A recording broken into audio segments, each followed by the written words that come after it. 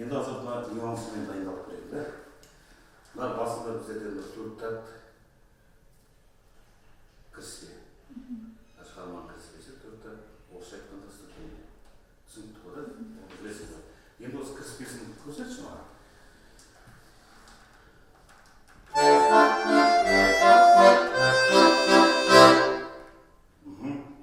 Енді осы кіріспесін, мысалы үшін меццо-фортыдан бастау керек та. Меццо-форты деген бейді тұр, бұл жерде. Демек біздер сәл-сәл дауысымызды көтеріңкі ойнауымыз керек. Күшін шығарып ойнауымыз керек. Сосын жалпы шығарманың өзі көктем вальсы болып аталғаннан кейін біздер көктемде адамның көңіл-күйі қалай болады жалпы? Көтеріңкі, қыстан кейін көктемде адамның әсіресе сіздер студенттер өздеріңіз жақсы білесіздер. Күн жылынады да көктемде теректер гүлдей бастайды, жалпы тіршілік, жалпы кері басынан басталған сияқты болады да. Сол көңіл күйді көрсету керек мына жерде. Ал көреміз.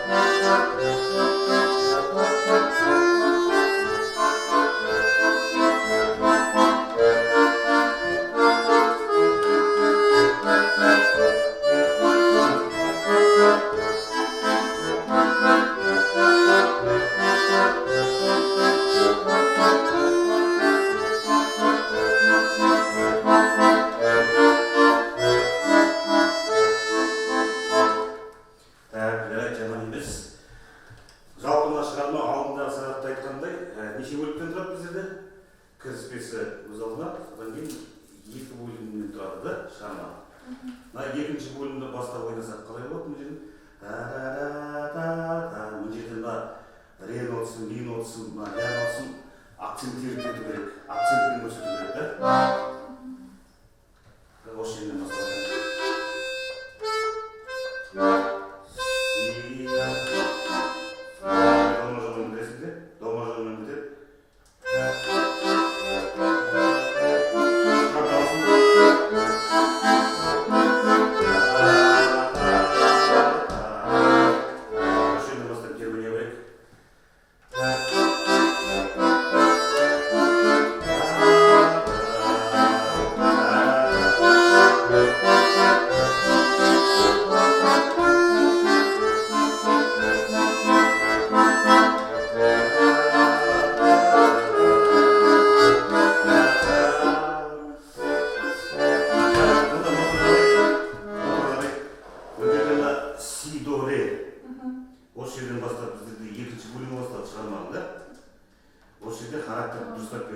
си, до, ре, ми, ля, си, до, си, ре, соль.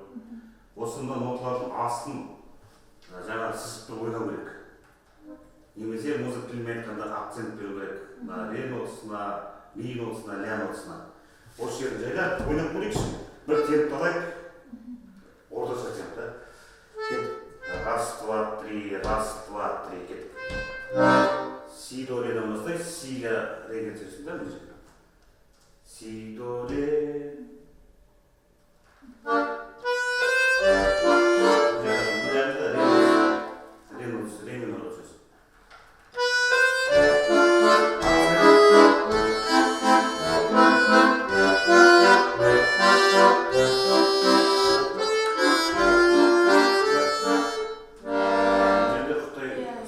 Жалпы мына жерде мен саған бір ойлап көрсетейін. Қарап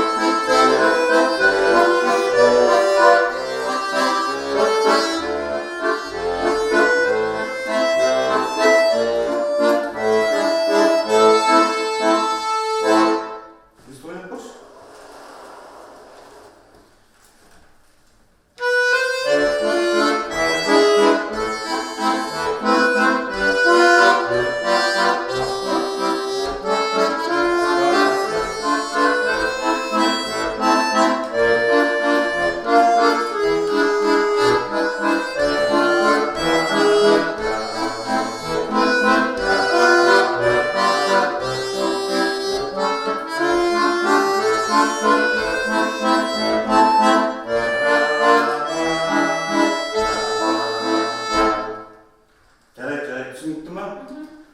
Ал енді түсінікті болса, осы шығарманы кері басынан бастап аяғына дейін ойнап көрсек қалай болады? Демалып ал, қолыңды төмен түсіріп, демалтып ал да, басынан бастап ойнап көрейік.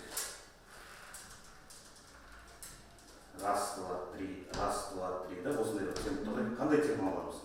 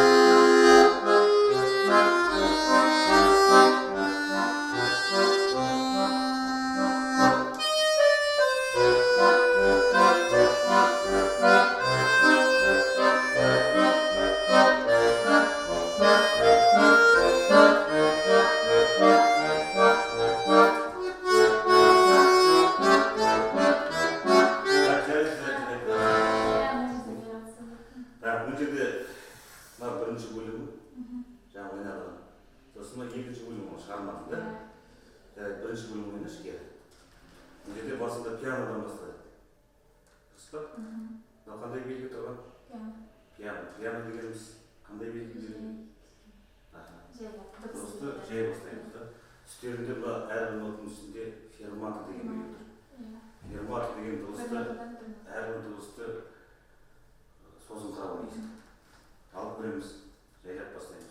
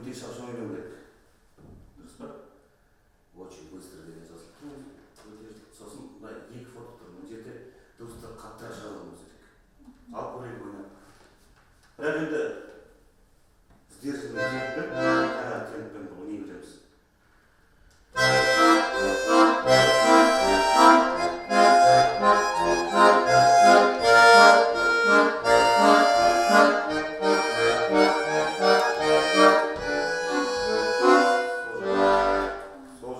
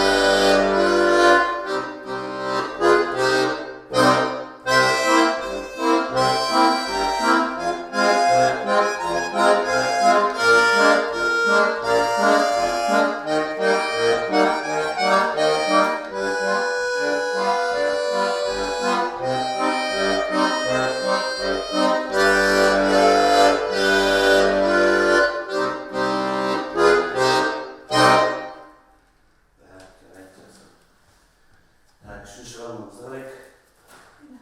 Жандан.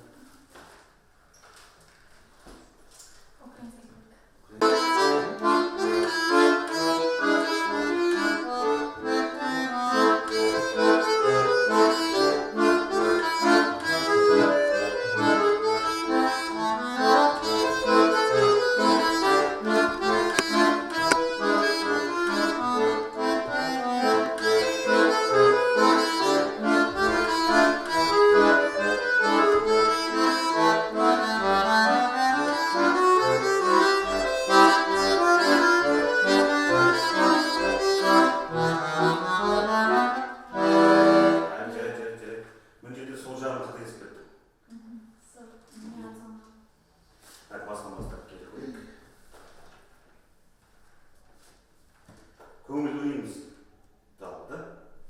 Осы темп болады ма? Осы темп жарайды.